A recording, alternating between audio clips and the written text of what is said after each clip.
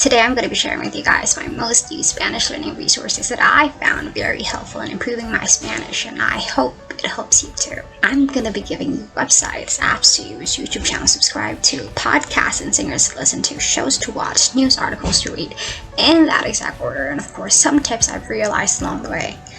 I've provided timestamps so you can go see what you came here for, but if you came here for everything, let's get right on.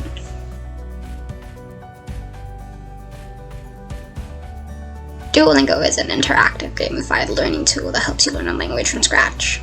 By gamified, I mean it has leaderboards, costumes, drums, badges, and to me, the competition really boosted my eagerness to learn the language.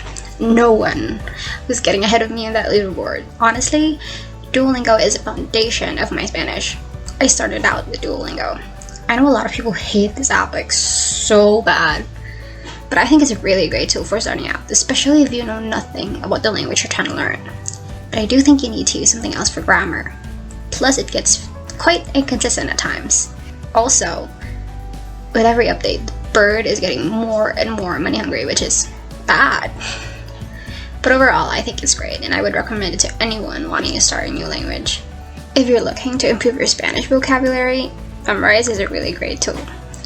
Memrise has so many great features to help you memorize words. It uses spaced repetition, speed reviews, and provides a literal translation, word for word, of the sentences you're presented with, so you can see how the language works. Plus, you get to hear what the language really sounds like as spoken by native speakers.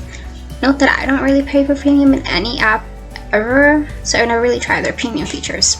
Cons, it doesn't really help much with grammar. Spanishdict is an interactive Spanish learning resource that provides a translator, example sentences, conjugation, vocabulary, grammar lessons, pronunciation, and that also gives you a word a day. I have nothing else to say except that when you try it, you're going to want to use it, because it literally has everything. Out of all the websites, I would recommend Spanishdict the most. Cons, you get ads like all the time. From the name itself, it aims to help you with conjugation, and I think it does the job quite well. There are flashcards, a lot of games not just for conjugation, but also for grammar and vocabulary. The verbs, however, are limited to the most common ones, which is great for conversation, right? But if you want to look more, then you might need to go and look further for other resources. It's basically a site where you can read fables and popular children's stories in Spanish. In case you have no idea what's going on, or you don't know a word, you can simply click translate and it's going to give you what it means in English.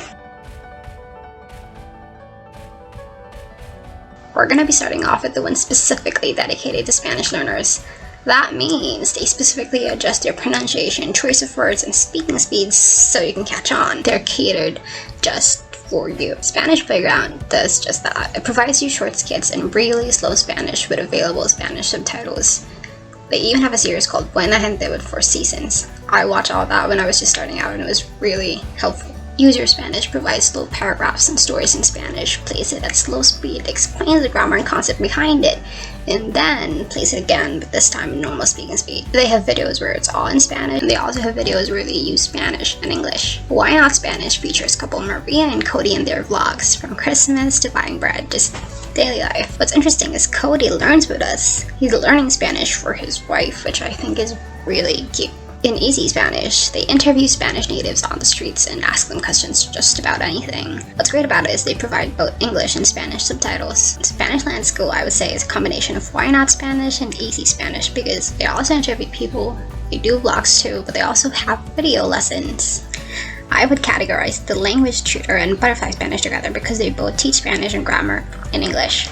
I am also including this one YouTube channel where they upload random videos every day, scenes from movies, interviews, anything from random people, just short videos so you can learn. There's gonna come a time when you're gonna get tired of channels like those.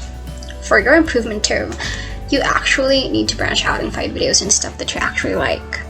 You'll begin to realize there is a whole other world in Spanish. Keep in mind that these people are just assuming the reason you're watching the videos is you already speak Spanish. They're not gonna adjust. They don't even know that someone is watching their videos to learn Spanish. And so I've listed channels in different areas, so there's one for everyone. When you watch these, it's actually a double kill because while you're keeping yourself updated with the world, while you're learning how to cook or do makeup, while you're exercising, you're also learning Spanish.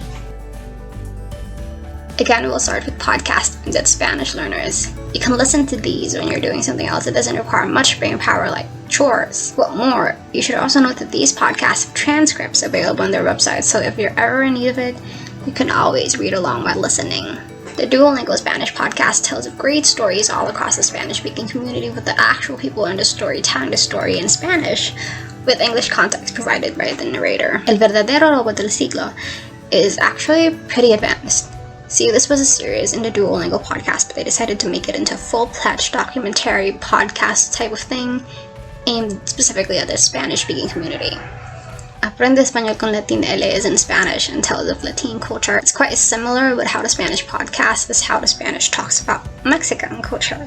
No hay dos is also created to help English speakers out, but this time they speak a normal speed. Intermediate Spanish podcast Español Intermedio is really interesting because it has topics you wouldn't really find elsewhere on podcasts for Spanish learners, like the LGBT community, digital minimalism, anxiety, those kind of stuff. Here are podcasts not created for Spanish learners specifically. Curiosidades de la Historia, National Geographic talks about people, events, history. TED en Español are basically TED Talks in Spanish. Las Raras is a documentary type podcast with really interesting topics. Tres Cuentos Literary podcast tells of Latin American culture. Entiende tu mente gives talks about your mental health. La Frase del Día has episodes that are exactly 2 minutes long where they talk about a famous person's quote and explain it, and give little motivating speeches about it, which is a really great way to start your day. En Defensa Propia by Erica de la Vega is talking about reinvention and stories of women. La Vida Medio Limones talks about life. Durmiendo podcast is meditation for when you're going to sleep, but in Spanish. And lastly, Mujeres con Historia talks of amazing, brave women that have created an impact in today's society.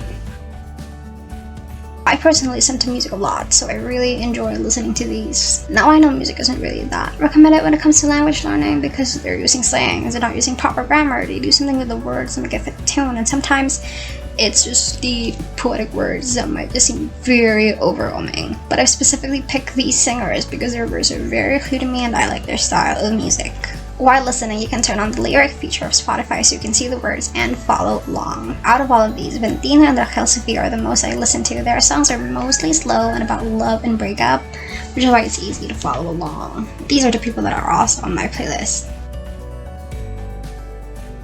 I'm gonna be honest with you, I don't really watch shows a lot, even in English or in my native language, so I'm just able to give you Extra, which is a really great learning tool for beginners because they speak in super slow Spanish. Plus, it's quite entertaining too. What I do is I watch videos I've watched as a kid, but this time I watch it in Spanish. I've basically binged all of the Barbie videos in Spanish, the Winx episodes, and the Totally Spies. People say you have to read books and novels to really improve, but I think something as simple as reading news articles a day can really help. So here, I've listed where I get the news articles I read every day. One last pro tip. This really helped me improve my Spanish because it was all I was seeing. I made a social media feed all in Spanish, where everything I see is in Spanish. I followed so many blogs and people that I like who tweet in Spanish. I follow the celebrities, the podcast, everyone who tweets in Spanish, and that's basically my timeline. I know it's gonna get scary at first, but you have to get used to the discomfort of not being able to understand some stuff. Language learning is supposed to be fun, it's not supposed to be a task. So all you really have to do is find ways to enjoy it. That's all for the video. Thank you for listening. Till my next Spanish video.